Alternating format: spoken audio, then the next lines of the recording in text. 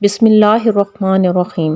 فلسطین چونکہ ایک وقت میں کچھ یوں دکھائی دیتا تھا، وقت کے ساتھ ساتھ سکڑتا چلا گیا اور آج کچھ یوں دکھائی دیتا ہے، لیکن یہ سب راتوں رات نہیں ہوا بلکہ اس کے پیچھے ایک طویل اور پیچیدہ تاریخ واقع ہے۔ 19ویں صدی کے آغاز تک فلسطینی سلطنت عثمانیہ کا حصہ تھا، جہاں عیسائی، یہودی اور مسلمان تین قومیں آباد تھیں۔ اس دوران یورپ میں رائنس موومنٹ کی بنیاد رکھی گئی۔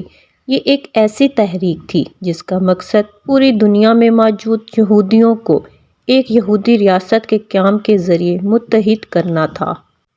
اپنے اس مقصد کے حصول کے لیے فلسطین جیسی مقدس سرزمین کا انتخاب کیا گیا۔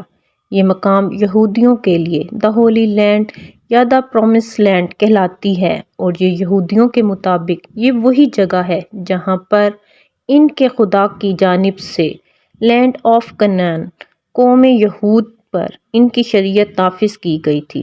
چنانچہ پوری دنیا میں موجود بڑی تعداد میں یہودیوں نے اس جگہ کا رخ کیا۔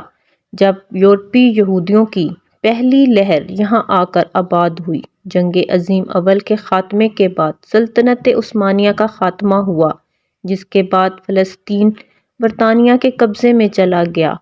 یہ 1917 کا دور ہے جب برطانیہ نے یہودیوں کی علیحدہ ریاست کے قیام کی حمایت کر دی، جس کے بعد فلسطین میں یہودی نو آبادیوں میں تیزی سے اضافہ ہونے لگا، جس کے سبب یہودی اور وہاں موجود عربوں میں تنازعات شدت اختیار کر گئے اور صورتحال جنگ تک جا پہنچی۔ ایسی صورتحال میں برطانیہ کو پیچھے ہٹنا پڑا اور یونائیٹڈ نیشن نے فلسطین کا کنٹرول سنبھال لیا۔ یونائیٹڈ نیشن نے فلسطین کو دو علیحدہ ریاستوں نیشن یعنی عرب فلسطین اور یہودی اسرائیل میں تقسیم کرنے کے منصوبے کی منظوری دے دی۔ یروشلم، جو کہ یہودیوں، عیسائیوں اور مسلمانوں کے لیے مقدس تھا، کو UN کے زیر انتظام ایک آزاد بین الاقوامی علاقے کا درجہ دے دیا گیا۔ یہودیوں کی جانب سے UN کے اس پارٹیشن کو تسلیم کر لیا گیا، چنانچہ 14 اپریل کو یہودی ریاست معروض وجود میں آئی، لیکن ارد گرد کے ممالک نے اس فیصلے کو تسلیم کرنے سے انکار کر دیا۔ چنانچہ پہلی عرب اسرائیل جنگ کا آغاز ہوا۔ اسرائیل کو اس جنگ میں فتح حاصل ہوئی، جس کے بعد اس نے ان علاقوں پر بھی قبضہ کر لیا جن کو UN کی پارٹیشن پلان میں فلسطین میں شامل کیا گیا تھا۔ فلسطین تین حصوں میں تقسیم ہو گیا: ویسٹ بینک اور مشرقی یروشلم پر اردن، جبکہ غزہ پر مصر کا قبضہ ہو گیا، جبکہ فلسطین کے 78% علاقے، جس میں مغربی یروشلم بھی شامل ہے، پر اسرائیل قابض ہو گیا۔ نتیجتاً 7 لاکھ فلسطینی بے گھر ہو گئے۔ اس دن کو آج بھی تباہی کے نام سے یاد کیا جاتا ہے۔ 1960 میں ایک بار پھر عرب طاقتیں اور اسرائیل آمنے سامنے آئیں۔ اس جنگ کو 6 ڈے وار کہا جاتا ہے۔ اس جنگ میں اسرائیل کو زبردست فتح حاصل ہوئی۔ اس جنگ کے بعد فلسطین کا نقشہ کچھ یوں دکھائی دیتا تھا۔ اب پورے فلسطین پر اسرائیل کا قبضہ ہو چکا تھا۔ حالات کچھ معمول پر آنا شروع ہوئے، مگر پھر بڑی تعداد میں یہودی ویسٹ بینک اور غزہ منتقل ہوئے اور آباد ہونا شروع ہو گئے، جس کے جواب میں فلسطینیوں کی جانب سے شدید جدوجہد سامنے آئی۔ اس اثناء میں ایک مسلح تنظیم پیپلز لبریشن آرگنائزیشن PLO کا قیام عمل میں آیا، جس کا مقصد کسی بھی ممکنہ ذرائع سے فلسطین کو اسرائیل کے قبضے سے آزاد کرانا تھا۔ جنگ کئی سال تک جاری رہی۔ بالآخر PLO نے اسرائیل کے علاقے کو تقسیم کرنے کا معاہدہ کر لیا، مگر بات یہیں ختم نہ ہوئی۔ مزید یہودیوں کو مقبوضہ فلسطین آباد کیا جانے لگا۔ یونائیٹڈ نیشن نے بھی اس عمل کو غیر قانونی قرار دیا۔ نتیجتاً فلسطین میں اتفاقیہ یعنی بغاوت نے جنم لیا۔